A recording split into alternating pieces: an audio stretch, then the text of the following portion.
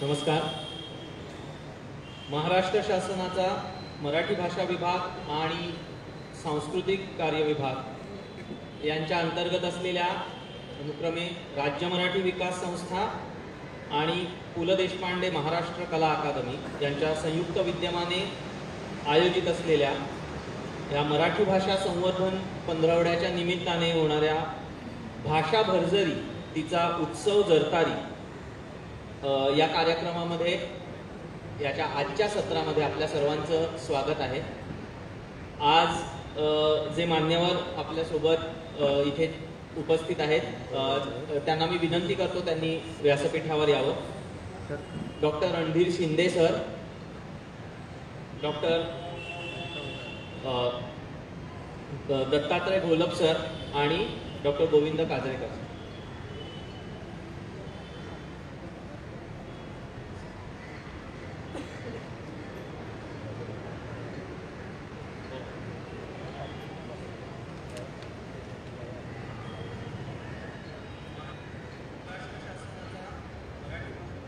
महाराष्ट्र शासनाच्या वतीने दरवर्षी मराठी भाषा संवर्धन पंधरवडा साजरा करण्यात येतो. यावर्षी 14 जानेवारी ते 28 जानेवारी या कालावधीमध्ये, या 15 दिवसांच्या कालावधीमध्ये विविध कार्यक्रमांचं आयोजन महाराष्ट्रभर होत आहे. त्याचाच एक भाग म्हणून सांस्कृतिक कार्य विभाग, राज्य मराठी आणि मराठी भाषा विभाग यांच्या अंतर्गत असलेल्या राज्य मराठी विकास संस्था आणि पु ल देशपांडे महाराष्ट्र कला अकादमी यांच्या संयुक्त विद्यमाने इथे हा कार्यक्रम होतो आहे. या कार्यक्रमाचं थेट प्रक्षेपण फेसबुकच्या माध्यमातून इथून केलं जात आहे. कोविड-19च्या प्रादुर्भावामुळे जी काही परिस्थिती निर्माण झाली आहे त्यामुळे आपल्याला प्रत्यक्ष संपर्काच्या अनेक अडचणी आहेत, पण आता या अडचणींवर मात करून आता पुन्हा आपण सगळे योग्य ती काळजी घेऊन इथे जमायला लागलेले आहोत. हा कार्यक्रम पंधरवड्यानिमित्त जसा इथे होतो आहे तसाच जागर मराठीचा या नावाने महाजालावरून दररोज संध्याकाळी 4 म्हणजे दुपारी 4 ते संध्याकाळी 5 या कालावधीमध्ये महाजालावरून एक कार्यक्रम होतो आहे. तो फेसबुक, यूट्यूब या माध्यमातून आपल्याला सर्वांना पाहायला मिळतोय. त्याच्यासाठी सुद्धा, त्या कार्यक्रमात सुद्धा वेगवेगळे मान्यवर सहभागी होत आहेत आणि मराठी साहित्यातल्या वेगवेगळ्या प्रवाहांचा इथे आढावा घेण्यात येतो. या कार्यक्रमाचे आयोजक राज्य मराठी विकास संस्था आणि मिती क्रिएशन, माहिती व जनसंपर्क हे आहे. आणि ह्या सगळ्या उपक्रमामध्ये माध्यम प्रायोजक म्हणून मटा, महाराष्ट्र टाइम्स आणि झी 24 तास यांचं आम्हाला सहकार्य लाभतं आहे. आज ज्या सत्रानिमित्त आपण इथे उपस्थित आहोत आणि जे मान्यवर आपल्या सोबत इथे आहेत, आजचा आपला विषय हा सर्वांच्या जिव्हाळ्याचा असणाऱ्या मराठी बोलींच्या संदर्भातला आहे. मराठी ग्रामीण बोली भाषेतील ग्रामीण शैलीविषयी. भाषा ही वेगवेगळ्या रूपामध्ये आपल्याला पाहायला मिळत असते. ती वेगवेगळ्या रूपांमध्ये अवतरत असते. वेगवेगळ्या प्रयोजनांनुसार तिची ती रूप आपण पाहत असतो. काही वेळेला वेगवेगळ्या समजुतीही अशा होतात की अमुक रूप हे प्रतिष्ठित, अमुक रूप हे कमी प्रतिष्ठेचं, अशाही काही समजुती वेगवेगळ्या कारणामुळे प्रसारित झालेल्या आहेत असं आपल्याला दिसतं. पण त्या प्रयोजनाचा जर आपण विचार केला तर मग ते रूप तिथे कसं उचित असतं, त्याचं औचित्य आपल्याला लक्षात घ्यावं लागेल. आणि त्यामुळेच भाषा आणि बोली असा भेद करताना खरं तर ही ज्यांना आपण बोली म्हणतो ती त्या भाषाच आहेत, ती भाषेची वेगवेगळ्या प्रकारे आविष्कृत झालेली वेगवेगळ्या कारणांनी ती रूपं आहेत हे आपण लक्षात घेतलं पाहिजे. आणि त्यांच्यामध्ये गौणप्रधान भाव करण्यापेक्षा त्या त्या प्रसंगाचं औचित्य तिथे कसं असतं आणि त्याच्यामुळे भाषा व्यवहाराला कशी गती मिळते, ज्याला आपण भाषा म्हणतो, बऱ्याचदा त्याला आपल्याला प्रमाण बोली अभिप्रेत असते. जर आपण त्या सगळ्या वेगवेगळ्या भेदांना बोली असं म्हटलं तर त्यातला एक जो भेद मोठ्या प्रमाणावर साहित्यिक आणि वेगवेगळ्या औपचारिक व्यवहारांसाठी रूढ झालेला असतो, त्याला आपण प्रमाण भेद असं म्हणतो. आणि त्याचे आणि इतर भेदांचे जे परस्परांशी संबंध असतात, त्यांचं जे नातं असतं ते लक्षात घेण्याची फार आवश्यकता आहे. आपल्या सुदैवाने या विषयावर आपल्याला मार्गदर्शन करण्यासाठी या सगळ्या विषयाचा अभ्यास असलेले अभ्यासक आपल्या समोर इथे उपस्थित आहेत. एका प्रकारे त्यांचा परिचय सर्वांना आहेच. मी थोडक्यात अगदी काही महत्त्वाचे मुद्दे त्यांच्याविषयीचे सांगतो आणि मगाशी जसं बोलणं झालं, मी माझा वेळ कमीत कमी ठेवून त्यांना वेळ देण्याचा प्रयत्न करतो. डॉक्टर रणधीर शिंदे सर आपल्याबरोबर आहेत. शिवाजी विद्यापीठात मराठी विभागाचे प्रमुख म्हणून सर कार्यरत आहेत. त्यांचा PhDचा प्रबंध दिलीप पुरुषोत्तम चित्रे यांच्या कवितेचा समग्र अभ्यास शिवाजी विद्यापीठ कोल्हापूर इथे झालेला आहे. सरांचं ग्रंथलेखन आपल्याला परिचयाचं आहे. शरदचंद्र मुक्तिबोध व्यक्ती आणि वाङ्मय, दीपू चित्र्यांची कविता हे पुस्तक, अलीकडेच दिलीप पुरुषोत्तम चित्र्यांच्या समग्र कवितांचं संपादन, DK बेडेकर याच्यावरचा एक लघुप्रबंध, मध्य प्रदेशाची साहित्य यात्रा, कोल्हापुरातील सामाजिक व राजकीय चळवळी ही पुस्तकं. त्यानंतर महत्त्वाचं त्यांचं बरंच लेखन आहे, पण मी काही फक्त महत्त्वाच्या याचा उल्लेख करतोय. महर्षी विठ्ठलरामजी शिंदे समग्र वाङ्मय याचा खंड 2 गोमा पवारांच्या सहकार्याने साहित्य संस्कृती मंडळानेच प्रकाशित केलेला आहे. समग्र गोविंद पानसरे खंड 2 डॉक्टर अशोक चौसाळकर यांच्या सहकार्याने. दिलीप पुरुषोत्तम चित्र्यांच्या एकूण कविता, समग्र कविता मी आताच उल्लेख केला, त्याचा प्रदीर्घ प्रस्तावना सरांची आहे. तुकाराम बाबांचे चरित्र, केळुसकरांच्या या ग्रंथाला सरांनी दीर्घ प्रस्तावना लिहिलेली आहे. वेगवेगळे पुरस्कार आणि विविध सदस्य म्हणून वेगवेगळ्या मंडळांवर सरांनी काम केलेलं आहे. आपले दुसरे मान्यवर आहेत डॉक्टर दत्तात्रय घोलप सर. सरांनी शिवाजी महाविद्यालय बार्शी येथे त्यांनी काम केलेलं आहे. सरांचा PhDचा प्रबंध हा भालचंद्र नेमाडे यांच्या कादंबऱ्यांचे आविष्कार विशेष हा सुद्धा शिवाजी विद्यापीठ कोल्हापूर येथे त्यांनी सादर केलेला आहे. आणि पोस्ट डॉक्टरेटचा प्रबंध सामाजिक सांस्कृतिक स्थित्यंतरे आणि मराठी कादंबरीचे बदलते रूप या विषयावर सरांनी सादर केलेला आहे. आपले तिसरे मान्यवर आहेत डॉक्टर गोविंद काजरेकर सर. गोपटे जोगळेकर महाविद्यालय चांदा इथे मराठी विभाग प्रमुख म्हणून त्यांनी अध्यापन केलेलं आहे. वेगवेगळ्या प्रकारचं ग्रंथलेखन सरांनी केलेलं आहे या माध्यमातून.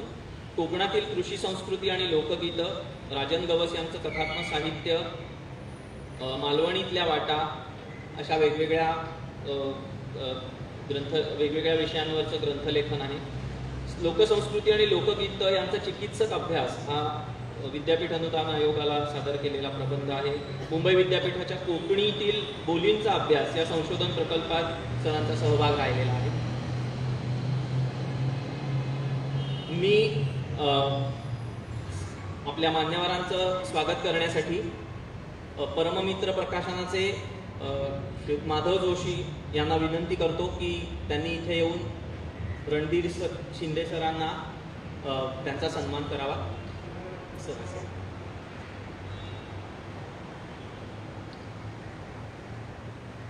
मराठी भाषा विभाग, राज्य मराठी विकास संस्था आपण एक बायंडा असा पाडलेला आहे की आपण मान्यवरांचं स्वागत हे पुस्तक देऊन करू, पुस्तक भेट देऊ.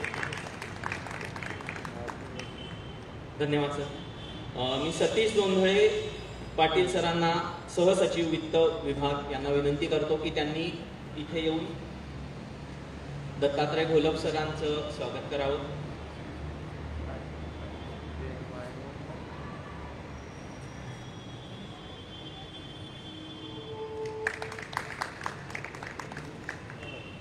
धन्यवाद. मी नितीन वाघ, विद्याव्यासंगी सहाय्यक, विश्वकोश मंडळ यांना विनंती करतो त्यांनी गोविंद काजरेकर सरांचं स्वागत करावं.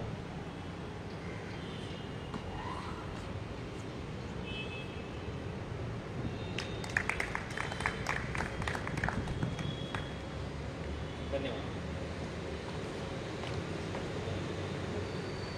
आजपासून या पु ल देशपांडे कला दालनामध्ये मराठी ग्रंथ प्रदर्शन सुरू आहे. साधारणतः 30 प्रकाशकांचा इथे सहभाग आहे. तर आपण सर्वांनी त्याचा लाभ घ्यावा. आजपासून 3 दिवस म्हणजे आज, उद्या आणि परवा असं हे ग्रंथ प्रदर्शन संध्याकाळी 8 वाजेपर्यंत ते असेल, सकाळी 10 वाजल्यापासून. आणि याच्या उद्या जो कार्यक्रम आहे या ठिकाणी तो आणि सांगून मी मुख्य सूत्र आपल्या निमंत्रित यांच्याकडे सोपवतो. उद्या संध्याकाळी 4 ते 5 या दुपारी 4 ते 5 या वेळेमध्ये प्रवास वर्णन या विषयावर राजश्री किशोर आणि संदीप श्रोत्री यांच्यासोबत चर्चा असणार आहे. आणि या कार्यक्रमामध्ये आपल्याला महाजालावरून आपला सहभाग नोंदवता येणार आहे. मी आधी सांगितलं त्या पद्धतीने. आणि सूत्रसंचालन त्याचं अनुया धारप या करणार आहे. आणि उद्या या ठिकाणी आपण जिथे आज उपस्थित आहोत या व्यासपीठावरती कविता आणि गझल यांचा मिलाप हा एक कार्यक्रम इथे होणार आहे. आणि म्हणजे कवितेकडून गझलेकडे असं त्याचं शीर्षक आहे. याच्यामध्ये गोविंद नाईक, मकरंद सावंत, बंडू अंधेरे, डॉक्टर गजानन मिटके, शिल्पा देशपांडे आणि शिल्पा कांबळे या सर्वांचा सहभाग असणार. आपण आज इथे वेगवेगळ्या कारणामुळे आपण बोललो तसं उपस्थिती थोडी कमी असली तरी प्रत्यक्षात महाजालावरून अनेक जण इथे सहभागी होत आहेत. तर त्यामुळे या पुढील सूत्र मी शिंदे सरांकडे सोपवतो आणि आपणा सर्वांचं पुन्हा एकदा स्वागत करतो. धन्यवाद.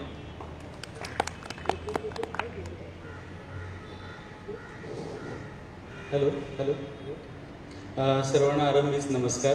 राज्य मराठी विकास संस्था आणि पु ल देशपांडे कला अकादमी यांच्या संयुक्त विद्यमाने मराठी भाषा संवर्धन पंधरवड्यात निमित्तानं विविध उपक्रमांचं आयोजन केलं आहे. आणि या उपक्रमांच्या अंतर्गत आज एका महत्त्वाच्या विषयावर आपण इथे चर्चा करणार आहोत.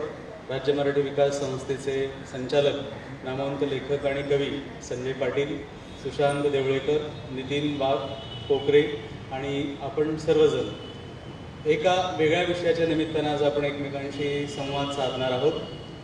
मराठी भाषेची वाटचाल, त्यातल्या परिवर्तनं आणि महाराष्ट्राचा एवढा मोठा भूभाग, या मोठ्या महाराष्ट्राच्या विस्तारलेल्या प्रदेशामध्ये बोलीभाषांचं अस्तित्व काय आहे आणि त्या संबंधानं मराठी समाजाचा म्हणून आणि सांस्कृतिक जीवनाचा म्हणून बोलीभाषांच्याकडे बघण्याचा दृष्टिकोन काय आहे, मराठी लेखकांनी विशेषतः आणि लोकजीवनानं या बोलीभाषांना वाहतं कसं ठेवलेलं आहे, त्यातले काही बारकावे आणि एकंदर आधुनिक कालखंडातल्या आणि आधीच्या कालखंडातल्याही बोलीभाषेविषयीचा एकूण मराठी समाजा दृष्टिकोन कोणत्या प्रकारचा आहे यासंबंधी काही चर्चा आपण करणार आहोत. माझ्या समवेत महाराष्ट्रातील नामवंत अभ्यासक या संबंधानं काही एक मांडणी करणार आहेत.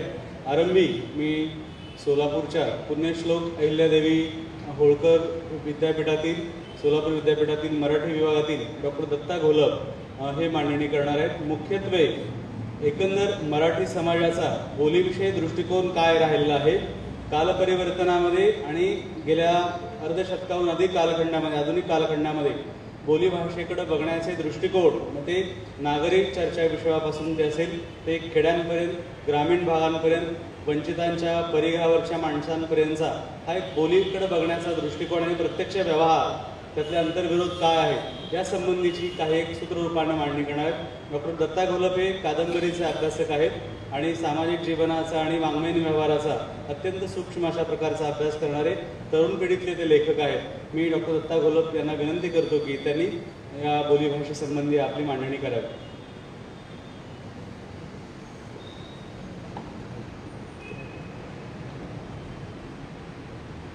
राज्य मराठी विकास संस्था, पु ल देशपांडे कला अकादमी यांच्या वतीनं आयोजित जो मराठी भाषा संवर्धन पंधरवडा आहे, या पंधरवड्यामध्ये एकूण जे कार्यक्रम पाहिले तर मराठी ग्रामीण बोली असा विषय ठेवावा वाटला, हे सुद्धा मला विशेष वाटलं. एकूण कार्यक्रम पत्रिका बघितली तर हा एक वेगळा कार्यक्रम आहे. कारण मुंबईसारख्या या महानगरामध्ये ग्रामीण बोलीवर चर्चा आहे, हे सुद्धा म्हणजे ज्या गोष्टीची चर्चाच होऊ नये असा विषय मुख्य धारेमध्ये यावा याचं मला खरं तर कौतुक वाटलं. आणि ग्रामीण या विशेषातून किंवा हे जे विशेषण आहे बोली भाषेला लावलेलं, याच्यातून अनागर लोकांची बोली किंवा शहरी आणि ग्रामीण असा जर भेद केला तर ग्रामीण लोकांची भाषा इथं अपेक्षित आहे. आणि ग्रामीण बोली केंद्रावरती ठेवून जर बोलायचं म्हटलं तर ग्रामीण हे प्रदेशवाचक आहे. आणि मराठीचा जर भाषिक परिसर पाहिला किंवा क्षेत्र विस्ताराचा जर विचार केला तर जवळजवळ 35 बोली महाराष्ट्रामध्ये आज बोलल्या जातात, ज्यांची भाषा म्हणून परिसर विशिष्ट अशी वेगवेगळी रूपं आहेत आणि जी एकमेकींपासून वेगळी आहे. अशा 35 बोलींचा आणि त्यांच्या वेगळेपणाचा विचार आपल्याला करावा लागतो. आणि त्याला वेगवेगळी नावं आहेत, म्हणजे वऱ्हाडी आहे, खानदेशी बोली आहे, कोकणी बोली आहे. आणि मुळातच विविधता आणि वैचित्र्य ही बोली भाषेची वैशिष्ट्ये. आता याचाच विचार मराठी ग्रामीण बोलीच्या संदर्भात मी करणार आहे. बोलींच्याकडे अभ्यासक वेगवेगळ्या दृष्टिकोनातून पाहत आहेत. विशेषतः अलीकडं बोली भूगोल अशी एक संकल्पना घेऊन मराठीच्या बोलींचा पण अभ्यास होतो आहे. अगदी ग्रियर्सन हे यांच्या काळापासून तो होत आलेला आहे. मराठीच्या संदर्भात ग्रियर्सनच्या सर्वेचा जर विचार केला तर खानदेशी बोली ही जी आपली भाषा आहे ते ग्रियर्सननं गुजराती भिल्ली भाषेबरोबर 9व्या खंडात त्याचा विचार केला होता. किंवा डांगी बोली जी भाषा आहे त्याचा पण गुजराती संदर्भात विचार केला होता. किंवा मराठीचा फार मोठा भूप्रदेश मराठवाड्याचा जो निजाम राजवटीत होता, हैदराबाद संस्थानात होता, जो ग्रियर्सनच्या सर्वेच्या बाहेर होता. म्हणजे मध्ययुगामध्ये मराठी ज्या परिसरामध्ये वाढली, ज्या परिसरानं मराठीला सांस्कृतिकदृष्ट्या घडवलं, संत साहित्याचा जर विचार केला, पैठण हे त्याचं केंद्र होतं आणि हाच विचार ग्रियर्सनच्या सर्वेतून सुटलेला आहे. त्यामुळं बोलीचा विचार करताना हे जे धागे आहेत हे सुद्धा आपण नीट जुळवून घेतले पाहिजेत. बोली भाषांचा जो विचार होतो आणखी एका दृष्टीने तो म्हणजे प्रमाण भाषेच्या संदर्भात तुलनात्मकरित्या हा विचार होतो. आणि वेगवेगळ्या बोलींचा प्रदेश, त्याची शाब्दिक रूपं, क्रियापदांची रूपं किंवा अशी वेगवेगळ्या रूपं घेऊन त्याची प्रमाण भाषेशी किंवा प्रमाण शब्दरूपांशी तुलना केली जाते. आणि ही तुलना किंवा अशी अभ्यासाची कामं खूप झालेली आहेत. आणि आता इंटरनेटमुळं तो डेटा तुमच्याकडे उपलब्ध आहे. त्यामुळं तो तांत्रिक डेटा तुम्हाला देण्यापेक्षा मराठी भाषिक समाज म्हणून या बोली भाषांकडे आपण कसे पाहत आलो आहोत किंवा एक समाज म्हणून आपला भाषिक व्यवहार काय राहिला आहे या प्रवृत्ती दिग्दर्शनाकडं माझ्या मांडणीचा मी रोख ठेवतो. सुरुवातीलाच 2 विधानं आपल्यापुढे ठेवतो. एक आहे नागो कालेलकरांचं आणि दुसरं हिंदीतले महत्त्वाचे कवी अशोक वाजपेयी यांचं. मग आपला हा डिस्कोर्स कुठल्या पातळीवर बोलींच्याकडं राहील याचा एक अंदाज तुम्हाला येईल. कालेलकर असं म्हणतात, पोटभाषा म्हणजे शुद्ध व प्रमाणभूत भाषेचे अपभ्रष्ट स्वरूप, संस्कारहीन मागासलेल्या लोकांनी शुद्ध भाषेला दिलेला विकृत आणि रोगट स्वरूप असा समज बहुतेक सर्व समाजात पूर्वी होता. म्हणून व्याकरणाच्या आणि शिक्षणाच्या द्वारे शुद्ध भाषेचा प्रसार करणे हे काही लोक आपले कर्तव्य मानतात. विशेषतः पाण्याला पाणी म्हणजे न आणि न पाणी म्हटल्याने जणू काही ते गढूळ झाल्याचा वेदना या लोकांना होतात. म्हणजे आपला भाषा विचार काय याच्यातून गेलेला आहे हे कालेलकर सांगते. अशोक वाजपेयी काय म्हणतात, भाषा ये कोई पंडित या मौलवी नहीं बनाता, भाषा बनाते हैं मरते खपते लोग. म्हणजे भाषा हे श्रमकरी किंवा नवीन काही करू पाहणारे, ज्याचा सतत श्रमाशी कष्टाशी संबंध असे लोक भाषा बनवत असतात, घडवत असतात किंवा भाषा घडवणं ही त्यांची गरज असते. धर्माचे ठेकेदार भाषा बनवत नाहीत ही अंडरलाईन करण्यासारखी गोष्ट आहे. धर्माचे लोक किंवा व्यापारी प्रवृत्तीचे लोक भाषा वापरतात फार चांगली, कारण त्यांना आपला माल खपवायचा असतो आणि हे मार्केटिंग तंत्र असतं त्या बाबतीत. त्यामुळं खरं तर धर्मरक्षण करणारे किंवा त्या बाबतीत विधान करणारे लोक असं सांगत असतात की धर्माचं तुम्ही रक्षण करा, धर्म तुमचं रक्षण करेल. खरं तर ते तुम्ही भाषेचं रक्षण करा, भाषा तुमचं रक्षण करेल, कारण तुमचं अस्तित्व भाषेत गोठलेलं असतं किंवा संस्कृती वहनातून तुमची अस्मिता भाषेनं प्रवाही ठेवलेली असते. त्यामुळं भाषेकडे बघण्याचा हा दृष्टिकोन आपल्याला खालून वर पाहण्याचा असला पाहिजे.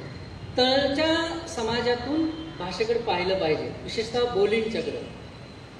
भाषेचं प्रमाण रूप आणि बोली रूप यामध्ये सामाजिक प्रतिष्ठेचा संबंध नसतो, परंतु असा संबंध समाज जोडत असतो. यामध्ये भाषिक न्यूनगंड तयार होतो किंवा भाषेचा अभिमान दुराभिमान यातूनच पुढे येतो. खेडवळ खेडूत गावंढळ लोकांची भाषा म्हणून आपण बोलींच्याकडे पाहत आलेलो आहे. भारतीय परिप्रेक्षात सामाजिक उच्च नीचतेच्या कल्पना आपण भाषेला लावलेल्या आहेत.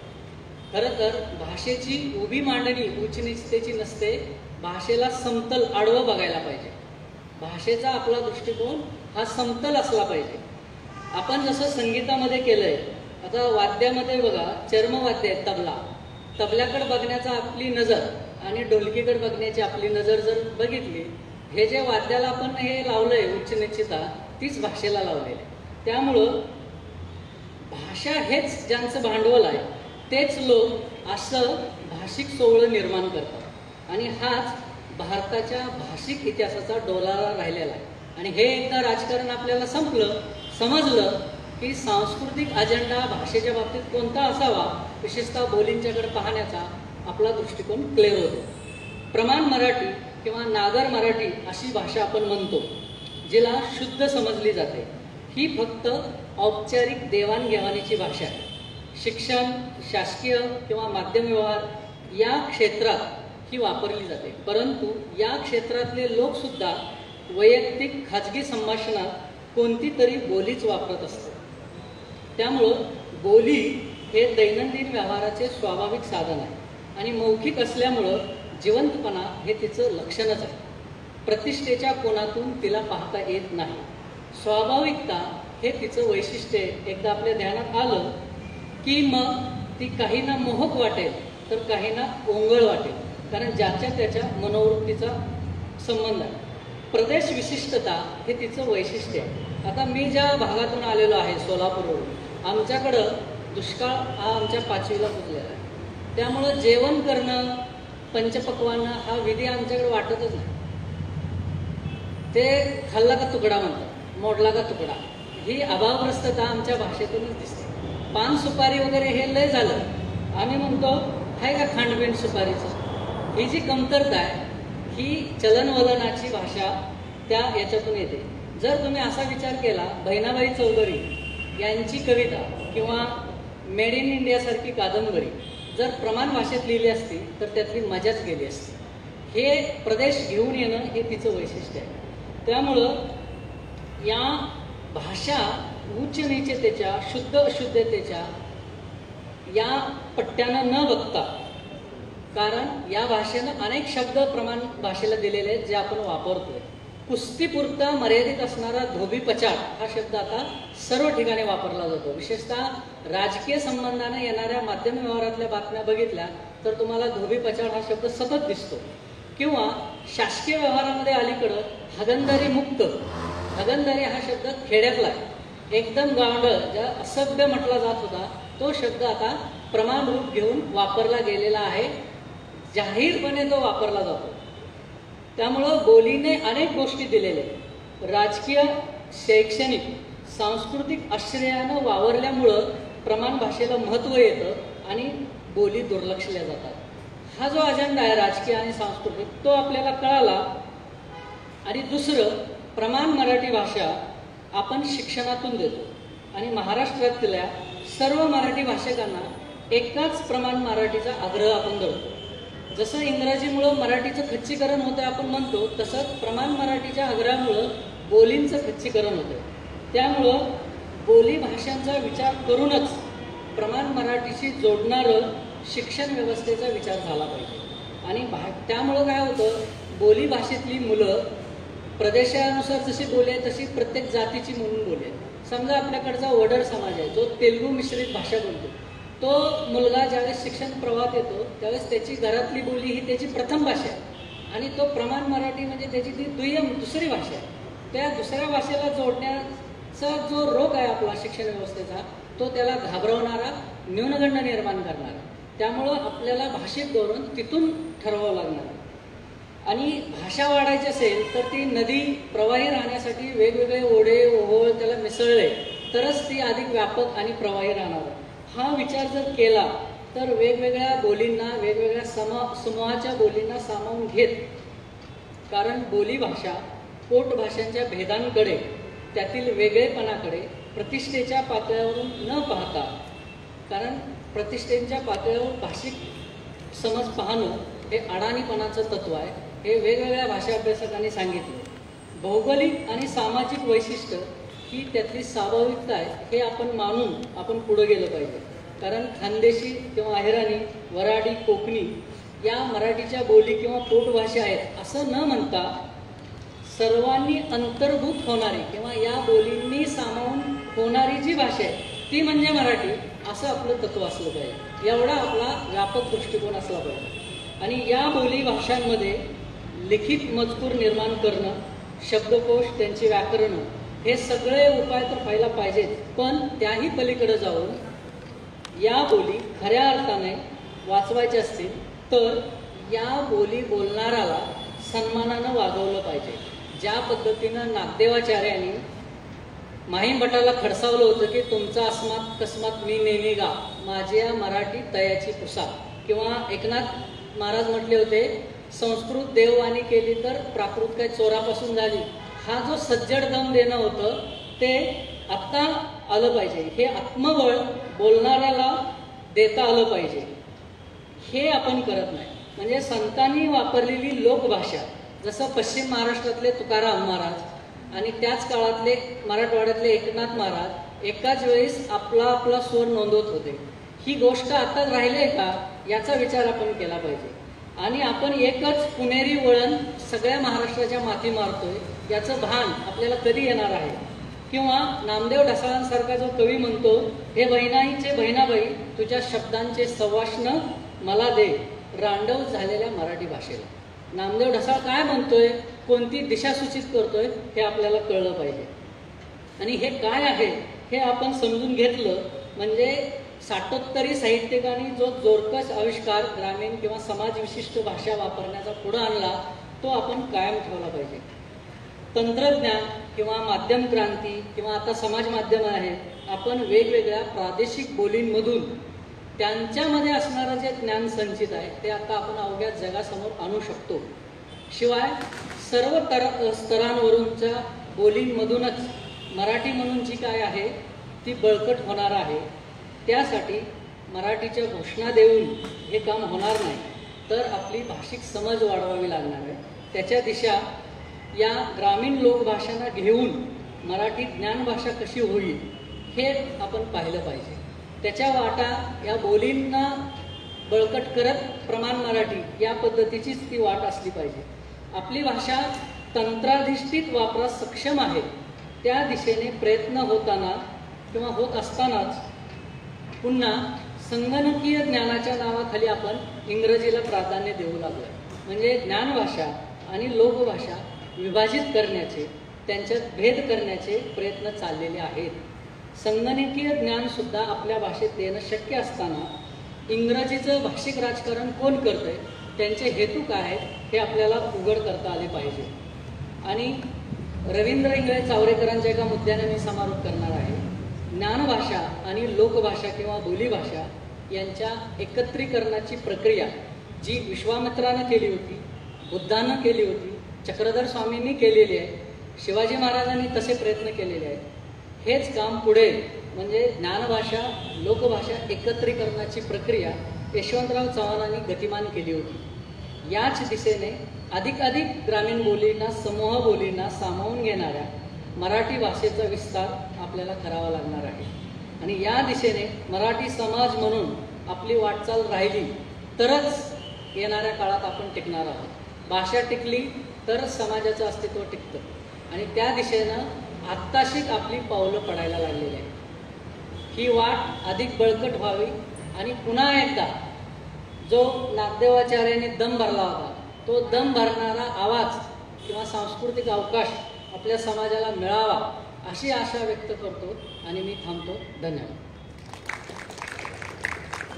डॉक्टर दत्ता घोलप यांनी अतिशय संक्षिप्तपणानं आणि थोडक्यामध्ये एका मोठा ऐतिहासिक परिप्रेक्ष्य घेऊन मराठी भाषेविषयीचे मराठी समाजाचे समज आणि गैरसमज आणि मुख्यत्वे ऐतिहासिक टप्प्यांमध्ये ऐतिहासिक परिवर्तनामध्ये ही भाषा विषय दृष्टिकोन कसा आक्रसत गेला आणि आधुनिक कालखंडामध्ये लोकभाषा, जनभाषा किंवा बोलींच्या भाषेवरती ज्या सांस्कृतिक अधिसत्तेचा एक मोठा प्रभाव पडला आणि न्यूनगंडाची भावना निर्माण झाली आणि त्याविषयीचं अतिशय सूत्ररूपानं विवेचन केलं.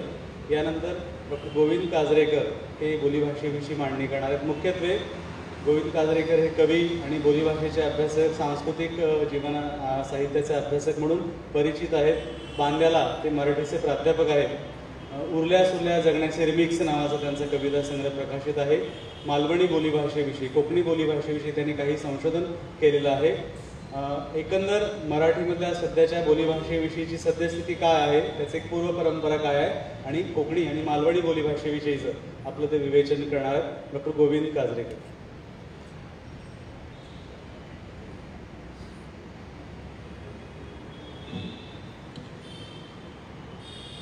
नमस्कार. मंचावरील माझे दोन्ही सहकारी मित्र आणि आपण सर्व राज्य मराठी विकास संस्थेचे सर्व पदाधिकारी, मराठीच्या ग्रामीण बोली या विषयी आपण काही चर्चा करणार आहोत. माझ्या आधीचे जे वक्ते होते दत्ता घोलप यांनी मराठीच्या या बोलींच्या संदर्भात काही महत्त्वाची विधानं आणि काही महत्त्वाची निरीक्षणं त्यांनी नोंदवलेली आहेत. तोच एक धागा धरून मी बोलींची उत्पत्ती, बोलींचं प्रदेशाला व्यापून असणं आणि बोलींची एक ओळख याविषयी मी थोडीफार आपणासमोर मांडणी करणार आहे. साधारणतः कोणत्याही बोली त्या प्रदेशाला एक ओळख प्राप्त करून देतात. किंबहुना बोली आणि प्रदेश यांचं एक अतूट असं नातं असतं. आपण कोकण प्रदेश असं म्हणतो, देश असं म्हणतो किंवा आदिवासी भाग असं म्हणतो, तेव्हा तिथल्या बोलींचा विशेषतः किंवा अहिराणी, खानदेशी हे जे उल्लेख करतो ते तिथल्या बोलींशी निगडीत असलेले दिसतात. अलीकडे काय झालं की आपल्याकडे बोली भूगोल ही संकल्पना आली आणि त्या संकल्पनेतून आपण बोलींकडे पाहायला लागलो. त्याचा उल्लेख घोलप यांनी पण केलेला आहे. घोलप यांनी म्हटलं असं आहे की महाराष्ट्रात 30-35 बोली आहेत.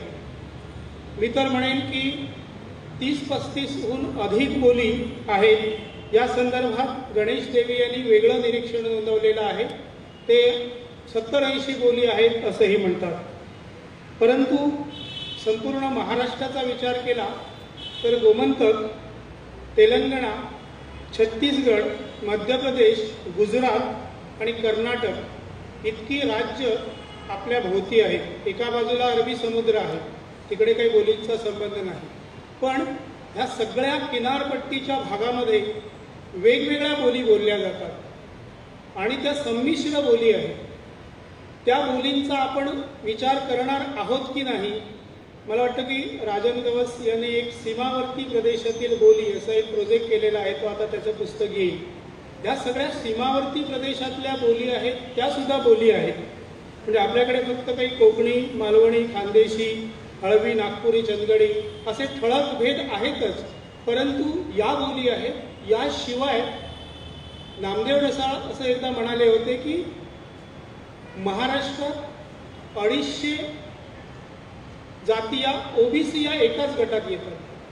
त्या प्रत्येकाची जर भाषा आपण वेगळी काढली, बोली वेगळी काढली, तर त्याच 250 बोली होती.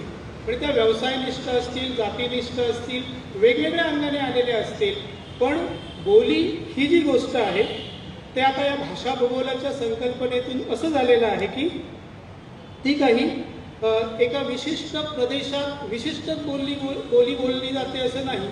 म्हणजे देशावरच्या एका प्रदेशामध्ये ज्या पद्धतीने धनगरी बोली बोलली जाते तशी ती कोकणात बोलली जाणार नाही. तर त्यांच्यामध्ये थोडंफार साम्य असेल, पण हे प्रदेशनिष्ठ भेद जे आहेत हे बोलीमध्ये येतात आणि त्यामुळे बोलींची मोजणी करताना, बोलींची गणना करताना किंवा बोलींची नोंद घेताना आपल्यापुढे एक मोठा असा यक्षप्रश्न उभा असतो की या बोली नेमक्या त्यांचे प्रदेश कसे ठरवायचे, मिश्र बोलींचं काय करायचं, किंवा देवदासींच्या बोली आहेत, तृतीयपंथ्यांच्या बोली आहेत, यांचं काय करायचं. तर बोली ही एक मानवी जीवनव्यवहारा त्या त्या प्रदेशातल्या व्यापून असणारं एक महत्त्वाचं रूप असतं. ज्या आपण ठळक बोलींचा अभ्यास आलेला आहे, मराठीत बोलींचा अभ्यास हा नोंद वजा झालेला आहे. म्हणजे नुसत्या नोंदी शब्दांच्या, या शब्दाला प्रमाण भाषेत काय म्हणतात, अशा नोंदी झालेल्या आहेत. समाजशास्त्रीय अंगाने या बोलींचा अभ्यास ज्या पद्धतीने व्हायला पाहिजे त्या पद्धतीने अद्यापही झालेला नाही.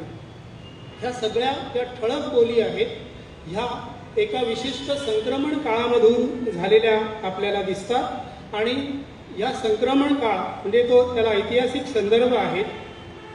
ती केवळ संस्कृतमध्ये पिगाळ होऊन प्राकृत, अपभ्रंश असं इतकं ढोबळ आपण म्हणू शकत नाही. कारण काय की वेगवेगळ्या प्रदेशामध्ये आता आदिवासी बोली ह्या सगळ्या संस्कृतपासून अलिप्त आहेत, म्हणून त्या काय म्हणता येईल की अतिशय मूल स्वरूपात आपल्याला असलेल्या दिसतात. शेवटी बोलीमध्ये असं एक सामर्थ्य असतं की त्या संपूर्ण प्रदेशाचं शब्दांकन करण्याची ताकद जितकी भाषेत असते तितके बोलीत असते. म्हणून प्रमाण मराठीत जो शब्द आहे तो बोलीत वेगळ्या वेगळ्या उच्चाराने आपल्याला सापडतो. हे बोलीचं एक तितकंच सामर्थ्य असलेलं दिसतं आणि ते आपल्या लक्षात येतं. म्हणजे एकूण काही आपण शब्द अभ्यासातर्फे दाखवतो. आता चूर्ण हा शब्द आहे, त्याला मालवणी चून असं म्हणतात.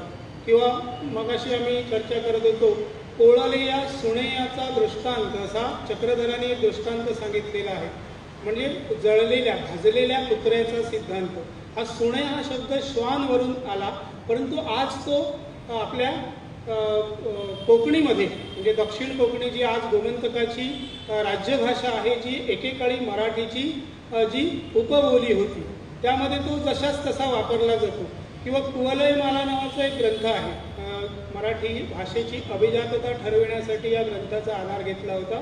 त्याच्यामध्ये मराठी माणसाचं वर्णन आहे की काय वर्णन आहे तर दृढमहड सामलिंगे सहिरे अहिमाण कलहसिले दिंडिले गहिल्ले उल्लविरे तत्थ मराठी. म्हणजे हा माणूस कसा आहे तर तो धडधाकड आहे, दृढमहड, सामलिंगी सावळ्या वर्णाचा आहे, सहिरे स्वाभिमानी आहे, अहिमाण अभिमानी आहे आणि सगळ्यात त्याचं एक महत्त्वाचं वैशिष्ट्य नोंदवलं तो म्हणजे कलहसिले आहे, म्हणजे तो भांडकुदळ आहे जात्याच मराठी माणूस।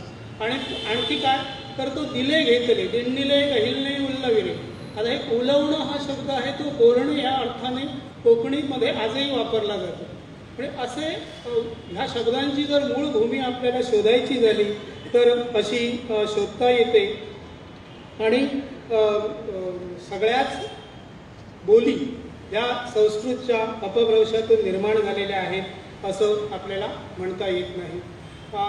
व्यवसायाच्या अंगाने बोलींची निर्मिती झाली, म्हणजे साधारणतः एका प्रदेशात किती बोली असू शकतात याचंही ग्रियर्सनने किंवा पुण्यातले एक फर्ग्युसन कॉलेजचे सुमा कत्रे होते त्यांनी फार मोठं संशोधन केलेलं आहे।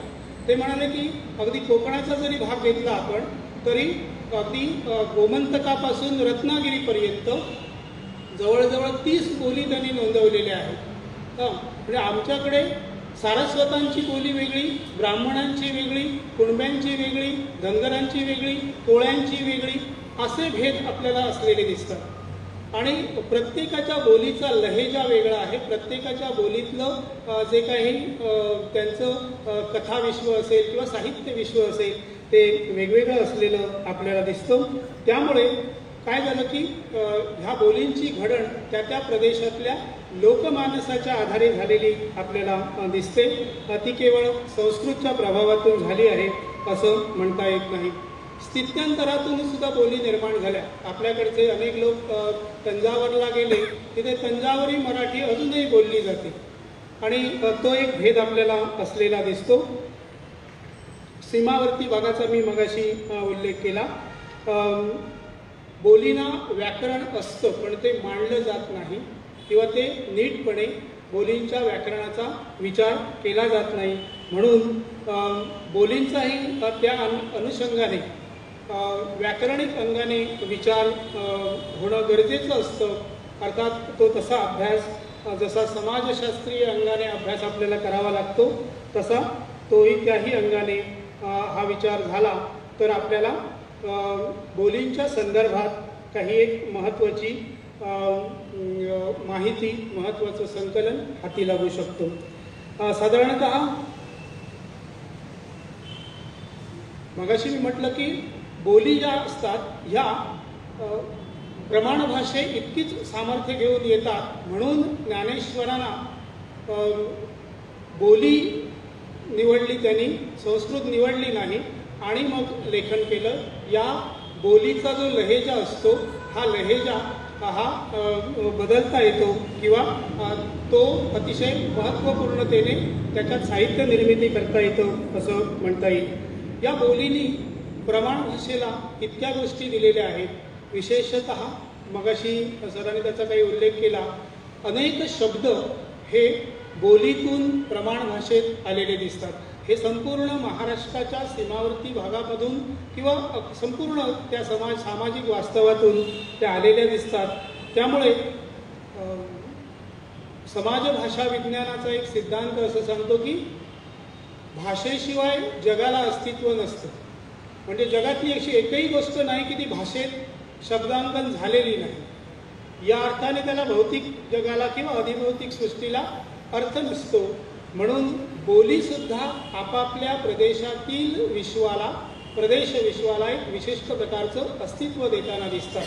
म्हणजे त्यांच्या विश्वामध्ये त्या शब्दाला, त्या ध्वनी समूहाला काहीतरी अर्थ आहे।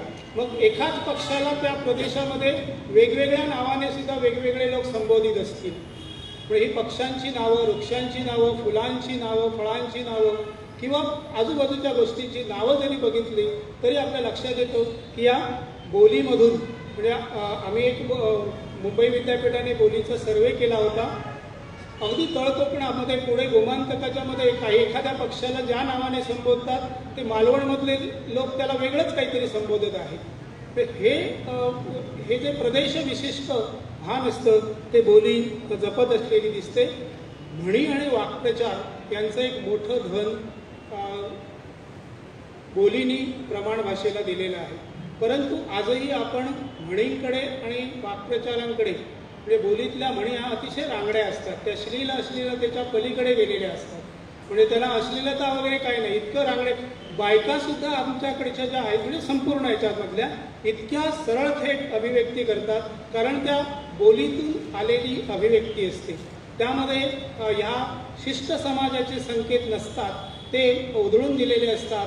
बोलिया रांगड्या आणखीन थेट असलेल्या दिसतात. त्यामुळे अर्थवाहकता जी असते त्या बोलींची ती प्रमाण भाषेला अधिक चैतन्य देणारी असते, अधिक रसरशीत आणि जिवंत करणारी असते असं मला वाटतं. अर्थात सगळ्या गोष्टी वस्त्र प्रावरणापासून श्रद्धा समजुती, आहार विहार, वैद्यकशास्त्र, खगोल, ह्या सगळ्या गोष्टी बोली सामावून घेत असतात. त्यामुळे बोली ह्या काही कमी महत्त्वाच्या आणि प्रमाण भाषा ही महत्त्वाची असा एक दृष्टिकोन नसतो. नागो कालेलकरांनी आपल्या भाषा आणि भूगोल या पुस्तकामध्ये म्हटलेलं आहे की बोली बोलणारा एखादा मुलगा, त्याच्याकडे असणारी प्रतिभा, त्याच्याकडे असणारी बुद्धिमत्ता जर आपण शाळेत गेल्यानंतर त्याला गावठी किंवा अडाणी या नावाने संबोधत असो तर त्या मुलाचं खच्चीकरण होत जाईल. म्हणजे ह्युमन रिसोर्स डेव्हलपमेंट, आपल्याला आपल्यातल्या सगळ्या शक्ती माणसातल्या जर जागृत करायच्या असतील तर त्याला त्याच्या भाषेची मुभा द्यायला पाहिजे किंवा हळूहळू त्याला बोली आणि या गोष्टीमधून सामावून घ्यायला पाहिजे. व्यक्तित्व विकासामध्ये बोलीपासून सुरू करून त्या प्रदेशातल्या तरी तो मुलगा आंतरराष्ट्रीय दर्जाचं काम करू शकतो. म्हणजे इथे बोली ह्या माणसाला आत्मबळ देण्याचं काम करतात. फक्त बोली वापरणारा आणि त्याच्या समोरचा माणूस यांच्यामध्ये एक सुसंवाद असणं अत्यंत गरजेचं आहे असं मला वाटतं. त्यामुळे बोली ह्या अशुद्ध असतात हा जो गैरसमज आहे, हा गैरसमज आधुनिक भाषा विज्ञान तर नाकारतं, पण जेव्हा हे प्रत्येक माणसाच्या गळी उतरेल तेव्हा काय होईल की साधारणतः त्या माणसाला कळेल, पुढच्या पिढीला कळेल की बोली त्या अशुद्ध नसतात. कारण बोलींची अभिव्यक्ती ती त्या प्रदेशनिष्ठ असते आणि त्यामुळे बोलीमधून एक जिवंतपणा, रसरशीतपणा असतो. बोली बोलणारे लोक स्वतःकडे संकोचाने पाहतात, पण आपल्याला माहिती आहे की मच्छिंद्र कांबळींनी जी मालवणी नाटकं अगदी अमेरिकेपर्यंत नेऊन तिथल्या मराठी रसिकांना सुद्धा मंत्रमुग्ध करून टाकलेलं होतं. किंवा वराड निघाले लंडनला मध्ये लक्ष्मण देशपांडे जी बोली वापरतात, ही बोली त्या प्रदेशविशिष्ट बोली आहे. इथे काही नाटकं जी अशी आहेत की त्यांनी आकलनाचे प्रश्न धुडकावून देऊन एक विशिष्ट प्रकारचं असं आस्वाद असं साहित्य निर्माण केलेलं दिसतं. आता बोली ह्या ज्या असतात त्यातलं जे साहित्य आहे त्यांना असं म्हटलं जातं की त्यांना एक मंत्रात्मकता असते. म्हणजे जे संस्कृत मंत्र आहेत, जे विधिप्रसंगी वापरले जातात, तशाच प्रकारे ज्या काही लोकविधीमध्ये स्त्रियांची गाणी असतील ती वापरली जातात. त्यांच्याशिवाय ते विधी पूर्ण होत नाही. परंतु मला एक छोटासा भेद इथे व्यक्त करायचा आहे की संस्कृतमधली मंत्रात्मकता, त्याच्या लयी आणि लोकलयी ह्यांच्यामध्ये खूप मोठं अंतर असतं. आणि लोकलयी ह्या ज्या असतात त्या एक विशिष्ट प्रकारचा संतपणा, एक रसिकता वगैरे घेऊन येतात. तर तदेव लग्नम सुदिनम तदेव तारावलम चंद्रबलम तदेव ह्या ज्या काही आहेत, ह्याच्यापेक्षा आमच्याकडे कोकणामध्ये म्हणजे तो एक लग्नविधी आहे की मुलाचं कौमार्य किंवा मुलीचं कौमार्य घालून देणं. तो पुण्यावाचनाचा कार्यक्रम झाला की तो लोकविधी सुरू होतो आणि तो लोकविधी करताना तिथे ब्राह्मण नसतो, तर त्या धवलेल्या गाण्या गातात ज्या कोणी गाणाऱ्या असतात त्या. आणि ते कौमार्य जाताना त्या एक फार सुंदर गाणी गातात. त्याची छोटीशी झलक मी तुम्हाला दाखवतो.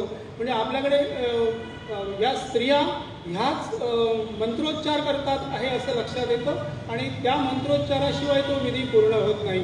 आणि त्याला एक विशिष्ट प्रकारची अर्थपूर्णता असलेली सुद्धा आपल्याला दिसतात. त्या अशा गातात. म्हणजे त्या मुलाला उद्देशून म्हणतात किंवा त्या कौमार्याला उद्देशून म्हणतात. बघा, अरे रे रे नी मा इतके दी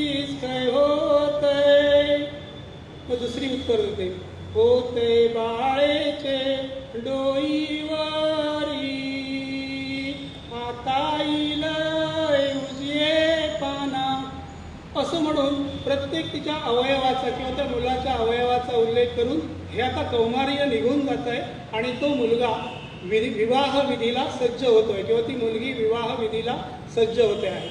आता ही गाणी म्हटल्याशिवाय ते होतच नाही. किंवा डहाकांची गाणी तुम्हाला माहीत असेल, ते डहाक घालताना भूतपिशाचांना जागा करताना त्यांनी डहाक वाजवल्याशिवाय, ती झांज कणी ते डमरुकी वाजवल्याशिवाय त्यांची गाणीच म्हटली जात नाही. किंवा त्या डहाकाची सगळी ज्या डहाकाची जी गाणी असतात तर ती त्या विधीमधून येताना दिसतात.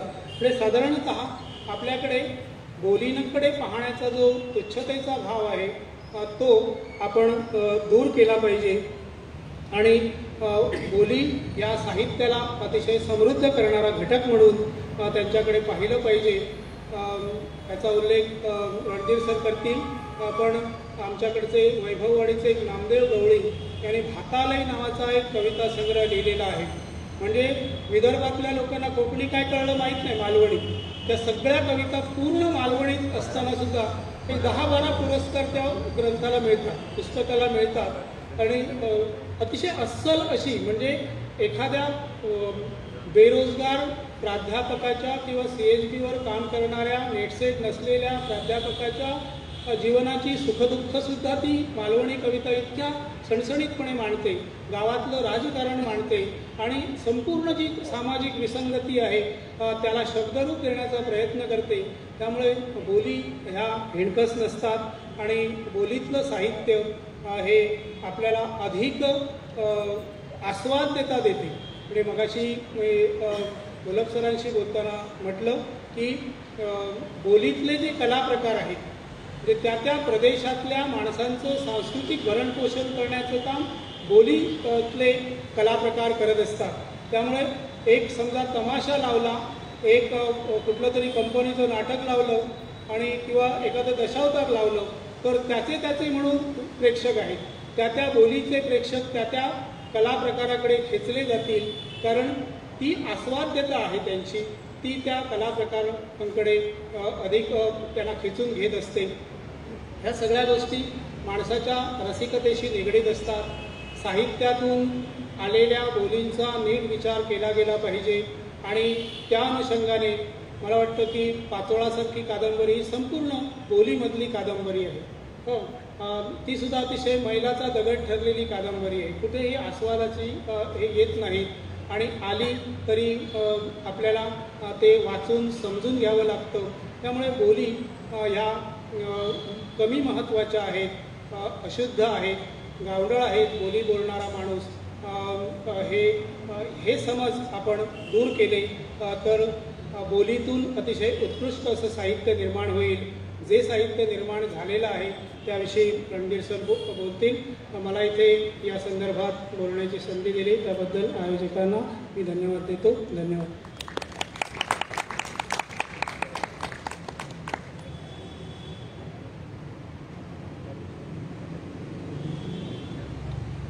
मराठी भाषा संवर्धन पंधरवड्यानिमित्तानं राज्य मराठी विकास संस्था आणि पु ल देशपांडे महाराष्ट्र कला अकॅडमी यांच्या संयुक्त विद्यमाने महाराष्ट्रातल्या ग्रामीण बोलीसंबंधी माझ्या 2 मित्रांनी अतिशय चांगली मांडणी केली. डॉक्टर दत्ता घोलप आणि डॉक्टर गोविंद काजरेकर.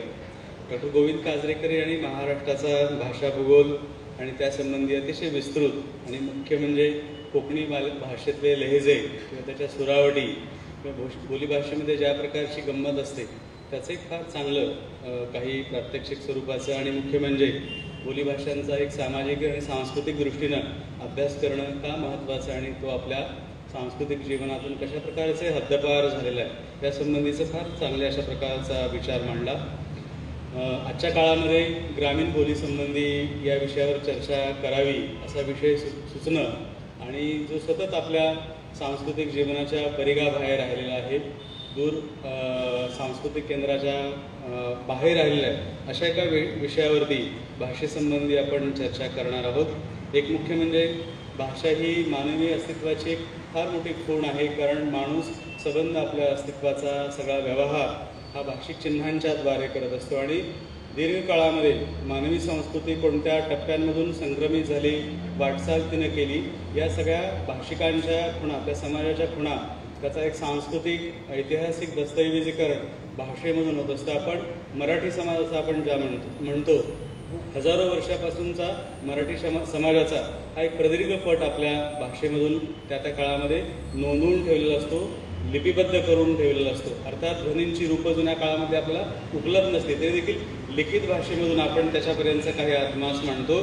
आणि ज्या काळामध्ये आपण तुम्ही सगळे वावरतो, अनेक भाषा मरणपंथाला किंवा अस्तंगत होत आहेत, हद्दपारीच्या किंवा परागंदा होण्याच्या वाटेवर अनेक बोलीभाषा.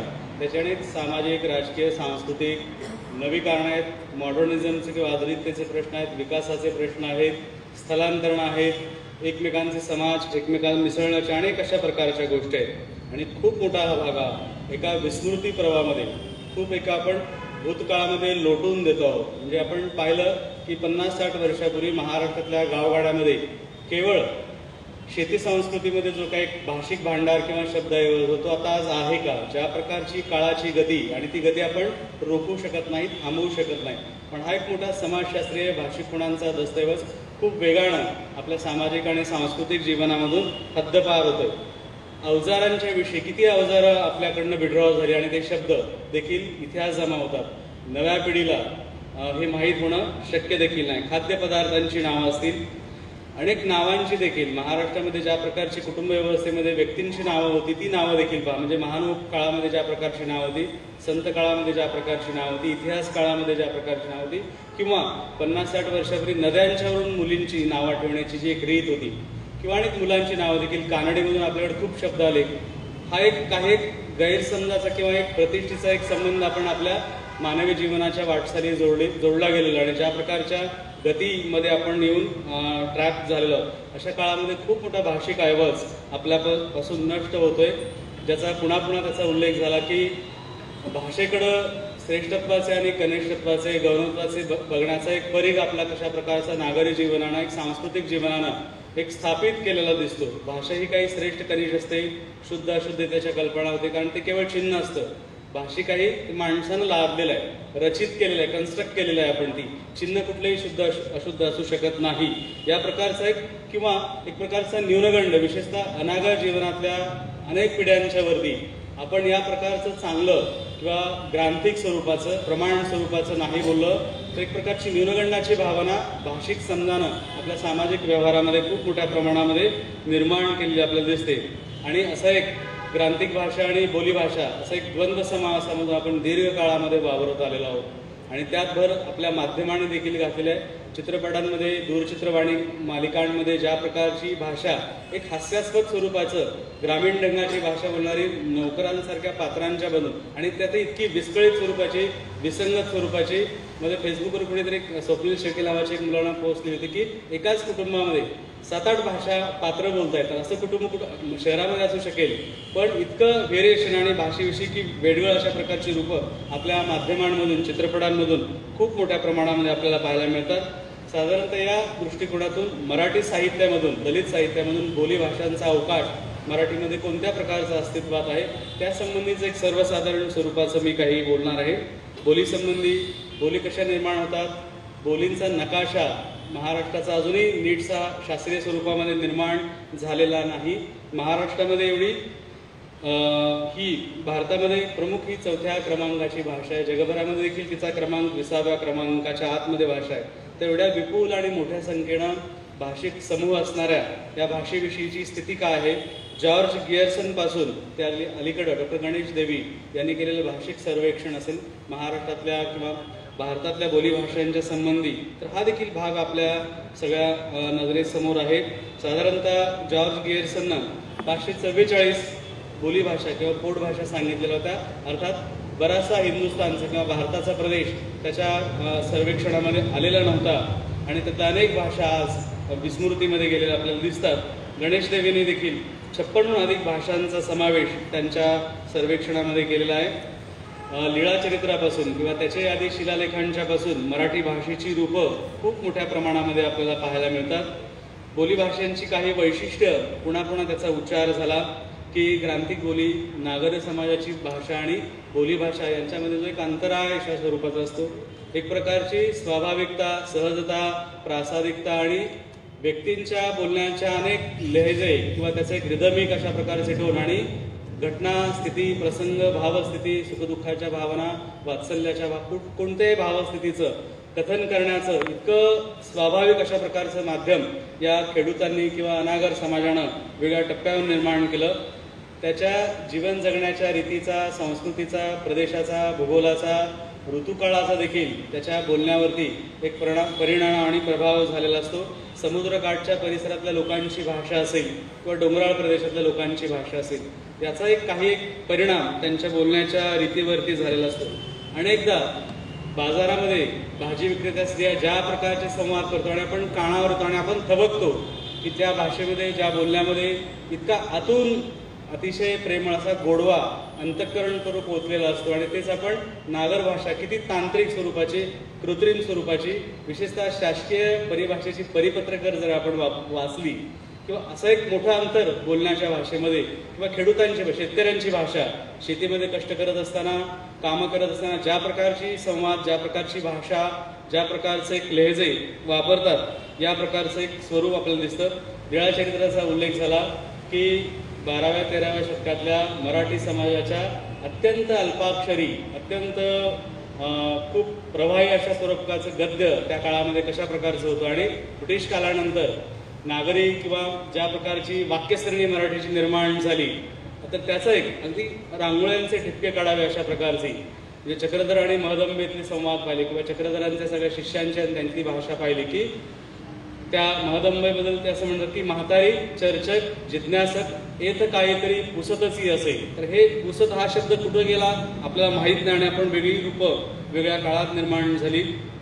किंवा धनगरांचं जे सुंबराण असतं त्या लोकगीतामध्ये एकाच वेळी नृत्य, अभिनय, पदन्यास, शारीरिक अवयवांचे लहेजे, खूप घाम देखील तो नृत्य करत असताना आणि देवाचं स्मरण आहे, त्याचं अपिलिंग आणि आव्हान स्वरूपाचं आहे. प्रत्यक्ष देवाला आपण बोलवतो किंवा त्याचं आव्हान करतोय, त्या एकाच वेळी कृती, ॲक्शन आणि बोलणं किंवा शब्द याचा एक मोठा एक वातावरण, ॲटमॉस्फिअर या मंडळीने निर्माण केलेला असतो.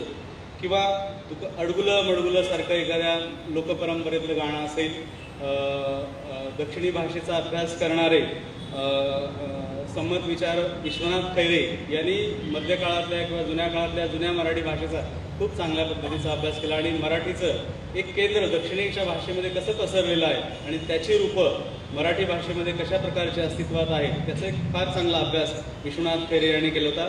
तुकारामांचा एक अभंग आहे पहा, वाटुली पाहता सिनले डोळुले, एक आई आपल्या लहान बाळाशी खेळते, तर त्या आईचा जो वात्सल्य भाव आणि ते खूप आतून ओतून त्या शब्दामध्ये, त्या नादांमध्ये, शब्दांच्या नादबंधामध्ये ते भारित करत असते.